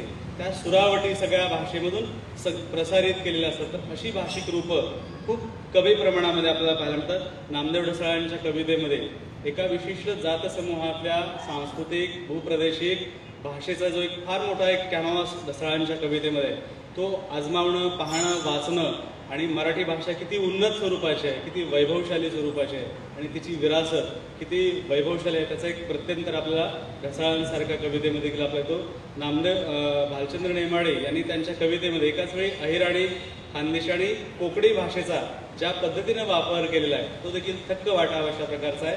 त्यांच्या सबंध कादंबऱ्यांमध्ये भारतीय पातळीवरचा एक श्रेष्ठ लेखक भाषिक चिन्हाकडं कोणत्या दृष्टिकोनातून पाहतो, आपल्या अवतीभोवती कानावर पडणारे असंख्य शब्द, त्याची निवड कोणते शब्द वेचले जावे आणि ह्या शब्दांचा नाद असेल, त्याच्या अर्थछटा असतील, परिस्थितीनुसार किंवा प्रसंगानुसार बदलणाऱ्या अर्थशेड्स असतील, त्याचा अत्यंत पुरेपूर, अतिशय गच्च वाटावा, दाट वाटावा अशा प्रकारचा, भरगच्च अशा प्रकारचा प्रत्यय नेमाड्यांच्या सबंध कादंबऱ्यांमध्ये आपल्याला आणि बोलीभाषेचा इतका कॅलिडोस्कोप अशा प्रकारचा वापर, म्हणजे पश्चिम महाराष्ट्र, खानदेश, मराठवाडा आणि महानगरांची देखील बोली रूपं नेमाडे यांनी ज्या पद्धतीने त्यांच्या कादंबऱ्यांमधून मांडलेले आहेत तो थक्क वाटावा अशा प्रकारचा सगळा हा भाग आहे. मराठी साहित्यामध्ये आरंभ काळापासून या बोलीभाषेची कोणती रूपं वापरली गेली किंवा त्याविषयी समज काय होते त्या संबंधीचं एक थोडक्यामध्ये सांगतो की स्वातंत्र्यपूर्व कालखंडामध्ये मराठी लेखकांची, कादंबरीकारांची भाषा ही फार सपाट आणि एकरंगी स्वरूपाची होती. सगळी पात्र एकाच भाषेमध्ये बोलत आहेत. म्हणजे फडके खांडेकरांच्या कादंबऱ्यांमध्ये, खांडेकरांच्या अनेक कादंबऱ्या, खांडेकरांचा ध्येयवाद, त्यांची समाजनिष्ठता, आदर्शवादाचं रूप आणि ह्युमनॉइड मानवी रूप यासंबंधी खूप चांगल्या गोष्टी आपल्याला बोलता येतील. पण कोकणातली कादंबरी आहे, क्रौंचवल्लीसारखी कादंबरी आहे, पण त्यांच्या भाषेतला कोकणातल्या समुद्रकिनाऱ्याचा किंवा तिथल्या मासेमारीचा तिथल्या मातीचा वास अजिबात त्यांच्या बोलीभाषेमध्ये पात्रांच्या भाषेमध्ये येताना आपल्याला एक सपाट एकरंगी अशा प्रकारची भाषा खूप कालखंडामध्ये वापर. त्याचं एक 19व्या शतकामध्ये महात्मा फुल्यांच्या सबंध गद्य आणि पद्य भाषेमध्ये इथल्या लोकजीवनातली सामान्य माणसांची, कष्टकऱ्यांची, श्रमकऱ्यांची, खेडूतांची भाषा आहे. इतके भरड वाटावे अशा प्रकारचे शेतकऱ्याचा असूड केवळ भाषा म्हणून वापरा. काय भाषेचा इतका थरार महात्मा फुल्यांनी, म्हणजे कडधान्यांची किती नावं असावी, ती सलग 20-25 कडधान्यांची नावं आता कुणालाही सांगता येणार नाहीत नव्या पिढीला. 20-25 सलग कडधान्यांची नावं किंवा शेतकऱ्याच्या झोपडीचं त्यांनी जे वर्णन केलेलं आहे आणि ज्या भाषेमध्ये केलेलं आहे, ज्या देशी ठाशीव अशा गद्य भाषेचा वापर महात्मा फुले यांनी आपल्याला भाषेमध्ये केलेला दिसतो. एकेकाळी त्यांच्या भाषेवर खूप टीका आणि प्रतिकूल विचार देखील मांडले गेले आपल्याला दिसतात. तर अशा महात्मा फुल्यांचा एक अपवाद वगळता तर तो भाषेचा वापर नीटचा झालेला नाही. महर्षी विठ्ठलरामजी शिंदे यांनी 1905 साली सुबोध पत्रिकेमध्ये एक लेख लिहिला होता की मराठी भाषेद्वारा ब्राह्मधर्माचा प्रचार ही खेडूतांची भाषा, सामान्यांची भाषा आणि नागरिक लोकांची भाषा, उपदेशकांची भाषा, मार्गदर्शकांची भाषा किंवा आता माझी भाषा देखील ज्या इतके एकरंगी वन साइडेड अशा प्रकारची भाषा आहे का, तर ही संवादी भाषा नाही. तर त्या संबंधीचं एक फार चांगलं विधान महर्षी विठ्ठलरामजी शिंदे यांनी केलं होतं. ते अवतरण मी मुद्दाम इथं वाचून दाखवतो की शिंदे असं म्हणतात की खरी मराठी भाषा ही ज्ञानेश्वरांपासून तुकारामांपर्यंतच होती. ती प्रथम मोरोपंतांनी बिघडवली. बिघडता बिघडता लोकहितवादी आणि ज्योतिबा फुले ह्यांचेपर्यंत ती कशी जीव धरून होती. पण चिपळूणकरांनी व आगरकरांनी तिचा गळाच चेपला. टिळकांनी व हरिभाऊ आपट्यांनी तोंडात शेवटचे 2 पाण्याचे घोट सोडले, पण ते शेवटचेच ठरले. त्या महर्षी शिंदे मराठी भाषा परंपरेकडं आणि जी अस्सल गद्यवळणाची भाषा आहे, सामान्य लोकांची भाषा आहे, त्याकडे कोणत्या दृष्टिकोनातून पाहत होते हे देखील आपल्याला लक्षात येतं. आणखी इथं मला पुन्हा आवर्जून असा उल्लेख करावा वाटतो तो 1932 साली कोल्हापूरला अखिल भारतीय नाव आहे, पण त्यावेळेस मराठी साहित्य संमेलन झालं होतं आणि त्याचे अध्यक्ष होते महाराजा सयाजीराव गायकवाड. त्यांचं भाषण, साहित्य संमेलनाचं भाषण की एक अध्यक्ष, आपण नंतरची भाषणं पाहतो, पण एक राजा आहे, त्याचं विजन किंवा मॉडर्न आधुनिक दृष्टिकोन आहे सगळ्या लोकजीवनाविषयी, संस्कृतीविषयी, मानवी प्रगतीविषयी. तर सयाजीराव महाराजांचं भाषण इतकं अतिशय मार्मिक आणि इतकं भ्रष्ट असं भाषण आहे. त्या भाषणामध्ये एकूण मराठी साहित्याची परंपरा त्यांनी सांगताना एक महत्त्वाचा विचार मांडला होता. विशेषतः प्रभुत्व संबंध, नागरी भाषा, लेखकांची भाषा आणि मराठी लेखकांची मर्यादा, एका ठराविक परिघामध्ये रिंगणामध्ये मराठी लेखक कसे वावरत आहेत. अनेक तऱ्हेची माणसं, भिन्न भिन्न व्यवसायांची, भिन्न भिन्न जाती धर्माची, वेगळ्या कुटुंबांमधली, वेगळ्या शहरांमधली पात्र मराठी कादंबरीकारामध्ये नाही आहेत असं त्यांची खंत होती. आणि एक फार महत्त्वाचं 2-3 विधानं त्यांनी केली होती की मराठी लेखनामध्ये, साहित्यामध्ये स्थानिक वैशिष्ट्य नसतात, ज्याला आपण लोकल हिस्ट्री असं, स्थानिक भूगोल किती मराठी लेखकांच्या कादंबऱ्यांमध्ये येतो. अनेक म्हणजे पाऊस कधी पडतो, पेरण्या कधी होतात, कोणती पिकं कधी घेतली जातात, गाववाड्यामध्ये कोणतं ऋतुचक्रामध्ये काय काय घडत राहतं याचा काही आत्माच देखील मराठी लेखकांना नसतो. आणि शेतकऱ्यांच्या तोंडातली भाषा आणि विचारही शहरात राहणाऱ्या लोकांचेच असतात असं सयाजीराव महाराजांनी म्हटलं होतं. शास्त्रीय वाङ्मयामध्ये सुतार, लोहार वगैरे खेडवाळ्यांच्या उपयोगी पडतील अशी पुस्तके मराठीमध्ये नाही. आणि एक फार महत्त्वाचं विधान ते करतात. त्याने असं म्हटलं की सबंध 300 मैलाचा समुद्र किनारा महाराष्ट्राच्या कडेला असूनही मच्छीमाराविषयी किंवा दर्यावर्दी संबंधी मराठीत एकही पुस्तक नसावे हे आश्चर्य नव्हे काही. हे एका राजाचं विधान आहे, हे कोणाही विचारवंताचं, लेखकाचं विधान नाही, आपण लक्षात घ्यावं. आणि पुढे त्याचे म्हटले की वाङ्मयामध्ये सर्व धंद्यांच्या, सर्व वर्गाच्या आणि सर्व स्थळांच्या लोकांनी लिहिलेला ग्रंथसंग्रह असला तर भिन्न भिन्न वर्गाच्या आकांक्षांचे, भावनांचे, विचारांचे, सुखदुःखांचे चित्र त्यात उमटलेले दिसतात. सयाजीराव महाराज किती पुढचा विचार साहित्यासंबंधी, सांस्कृतिक जीवनाविषयी, भाषेविषयीचा करत होते. आणि त्याने एक तुलना केली की इंग्रजीमध्ये ज्या म्हणी येतात इंग्रजी पुस्तकामध्ये त्या किती प्रकारच्या असतात आणि त्याची मराठीची तुलना केली की कोळी, स्वयंपाकी, खलाशी, शास्त्रज्ञ, शिंपी, शेतकरी आणि इतर अनेक व्यवसायातल्या, उद्योगातल्या, लोकव्यवहारातल्या म्हणी इंग्रजी पुस्तकांमध्ये आणि मराठीमध्ये फक्त काय आहेत की खाण्याचे पदार्थ, आता मराठी माणूस काय आवडतो माहित नाही, पण खाण्याचे पदार्थ आणि शेती या दोनच क्षेत्राविषयी मराठी साहित्यामध्ये शब्दसंग्रह आलेला दिसतो. तर हे देखील अंतर एका इंग्रजी भाषेतल्या साहित्याविषयी आणि मराठी ही तुलना, तर सयाजीराव महाराजांनी देखील आपल्या भाषेमध्ये या प्रकारचं चित्र आणि त्याची एक मर्यादा फार स्पष्टपणा आणि परखटपणा नोंदवली होती. बहिणाबाई चौधरी हा मध्य महाराष्ट्राच्या 20व्या शतकातला मध्य काळातला एकमेव अशा प्रकारचा अपवाद आहे की ज्या प्रकारची मध्यमवर्गीय ही काही शिवी नाही आहे, पण एक मध्यमवर्गीय भाषेला ज्या प्रकारच्या मर्यादा असतात तर त्या उल्लंघन करणं आणि आपल्या लोकभाषेचा, बोलीभाषेचा इतक्या अभिमानानं आणि गौरवानं भाषेत वापर करणं, आणि एक स्त्री देखील ग्रामीण जीवनाची तत्त्वज्ञानापासून, लोकव्यवहारापासून, ईश्वरी संकल्पनेपासून आणि निसर्गापासून स्त्रियांच्या जगण्याविषयीचं एक भावविश्व बहिणाबाईंनी ज्या अहिराणी भाषेमध्ये सांगितलं, त्यांचे फार 4 ओळी सांगा. आणि फोनोटिक्सचा देखील त्याच्यामध्ये वापर आहे. बोलीभाषेमध्ये ध्वनींचा आणि त्याचा वापर आणि त्याच्यामध्ये अर्थाचा काही अर्थभेद किंवा अर्थवाहनामध्ये काही अनेक शक्यता निर्माण करण्याची शक्यता बोलीभाषेमध्ये आहे. त्यांचे नातेसंबंधाविषयी कविता, त्यातल्या 2 ओळी फक्त मी वाचतो. माय म्हणता म्हणता होट होटा लागे भिडे, आत्या म्हणता म्हणता केवढे अंतर पडे. आता हे बॉडी लँग्वेज म्हणजे आपल्या स्वरेंद्रिय, आपण जी अवयव, दंतपक्ती ज्याचं उच्चारण करतो त्याचा आणि मानवी विशेषतः मराठी कुटुंबातल्या नातेसंबंधांचा अंतर आहे आणि त्याचा ध्वनिशास्त्राशी संबंध बहिणाबाईंनी जोडलेला आहे की माया म्हणता म्हणता ओठ ओठा लागे भिडे, आत्या म्हणता म्हणता केवढे अंतर पडे, जिजी म्हणता म्हणता झाला जिभेला निवारा, आणि सासू म्हणता म्हणता गेला तोंडातून वारा. तर हे सासूविषयी जे काउंटर आहे, प्रतिकार आहे, ते अशा खानदेशी किंवा या बोलीभाषेतून इतक्या सहजपणानं अतिशय आणि ती भावनिक आणि सात्विक अशा कविता रूपातून तर इतका विलोभनीय अशा प्रकारचा आविष्कार बहिणाबाईने केला होता. स्वातंत्र्योत्तर कालखंडामध्ये मात्र आपल्या प्रदेशाच्या, आपल्या परिसराच्या, भूगोलातल्या अनेक बोलीभाषा मराठी कथात्मक साहित्यामधून आणि कवितेमधून देखील खूप मोठ्या प्रमाणामध्ये आल्या.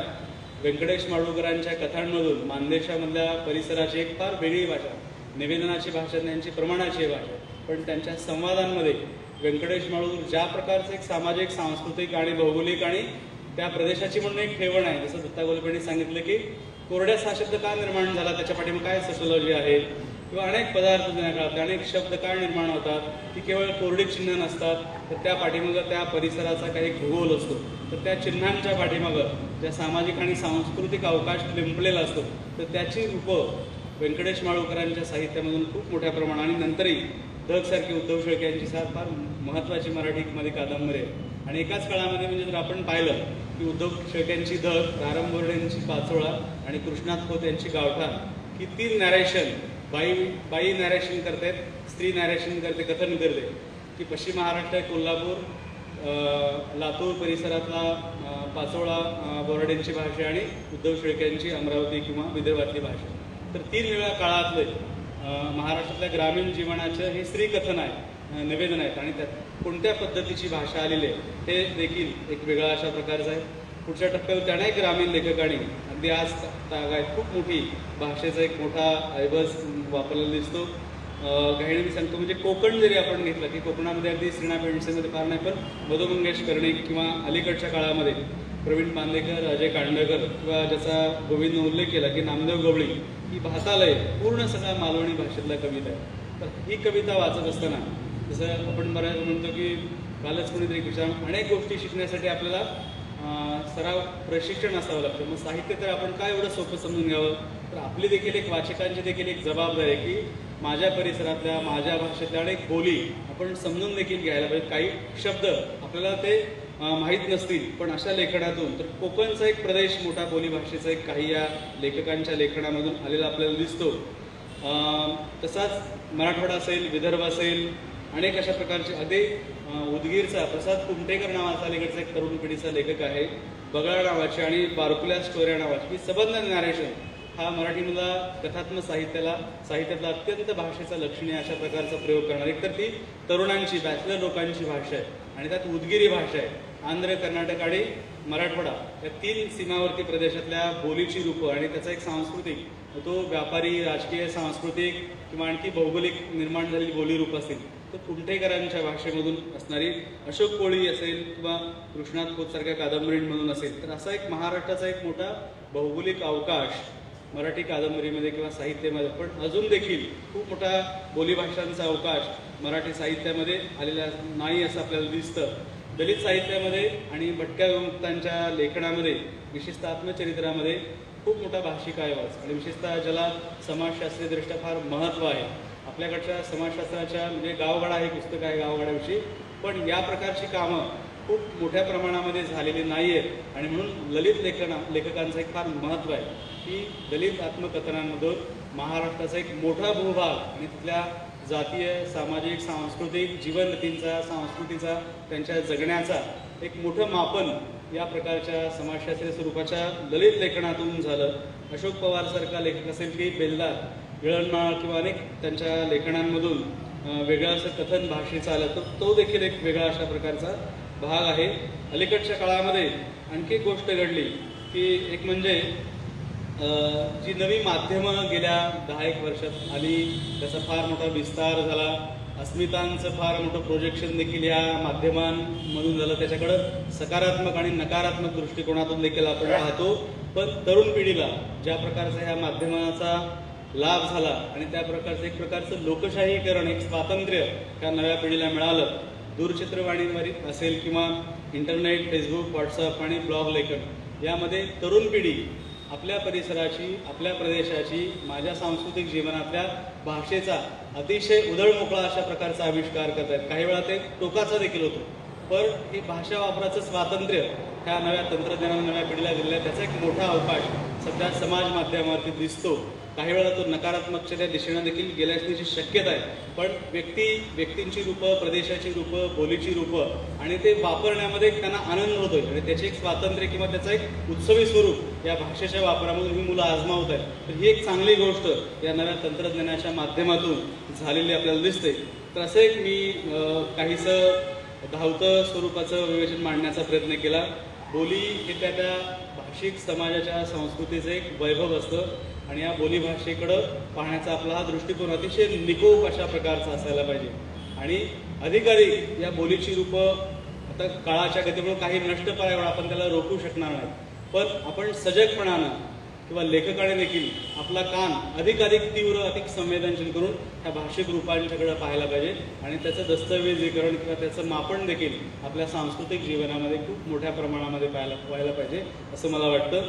आणि असं एक मराठीच्या एवढा मोठा भूप्रदेश लाभलेला, अगदी नर्मदा, तापी, गोदा, कृष्णा अनेक नद्यांच्या प्रदेशामध्ये मराठी भाषा वाढली, विस्तारली, फुलली, बहरली.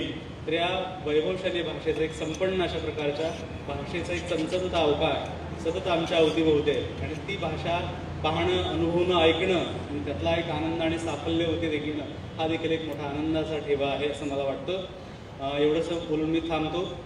राज्य मराठी विकास संस्थेचे आभार मानतो आणि आपण इतका वेळ भाषेविषयीचं इतकं एकेरी डायलॉग आपण माझा माध्यमावरच्या आपलं इंटरनेटमधील लोकांनी ऐकला आणि आपण ऐकला त्याबद्दल आपले आभार मानतो आणि थांबतो.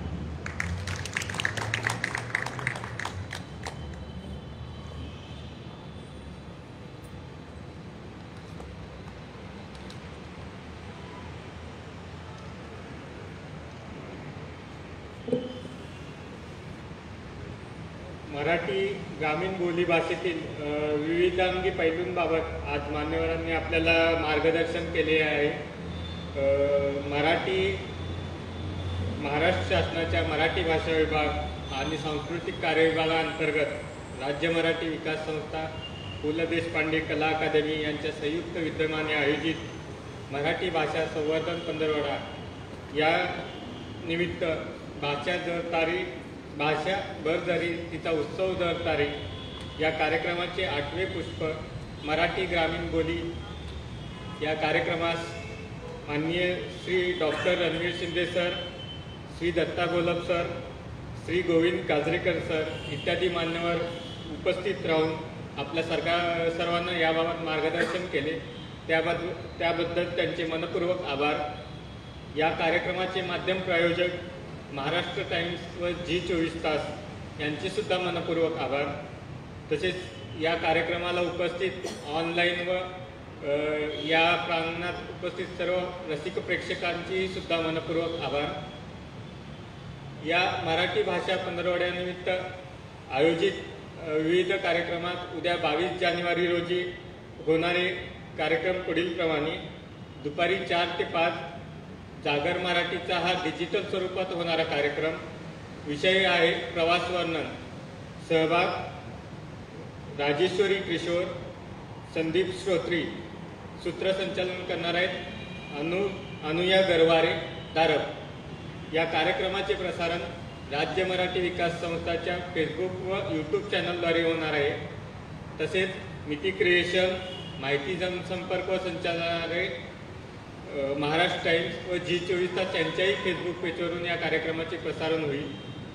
उद्या संध्याकाळी 6:30 ते 8 या वेळेस विषय कविता आणि गझल यांचा मिलाप, कवितेकडून गझलकडे. या कार्यक्रमात सहभागी सदस्य आहेत श्री गोविंद नाईक, श्री मकरंद सावंत, श्री बंडू अंधेरे, डॉक्टर गजानन मिटके, श्रीमती शिल्पा देशपांडे, श्रीमती शिल्पा कावळे. या कार्यक्रमाची निर्मिती सचिवालय जिमखाना यांच्यामार्फत करण्यात आली आहे. या दोन्ही कार्यक्रमाचे सुद्धा प्रसारण राज्य मराठी विकास संस्था तसेच मिती क्रिएशन, माहिती जनसंपर्क संचालनालय, महाराष्ट्र टाइम्स व जी24 तास यांच्या फेसबुक पेजवरून होणार आहे. तरी जास्तीत जास्त लोकांनी याचा आस्वाद घ्यावा ही विनंती. तसेच उद्या 21 जानेवारी ते 23 जानेवारी या कालावधीत कला अकादमीच्या कला दालनात ग्रंथ प्रदर्शनाचे सुद्धा आयोजन करण्यात आले आहे. सकाळी 10 ते संध्याकाळी 8 यावेळेस ते सर्वांसाठी खुले आहे. तरी लोकांनी त्याचाही लाभ घ्यावा. एवढे बघून धन्यवाद. हा कार्यक्रम संपला अशी जाहीर करतो.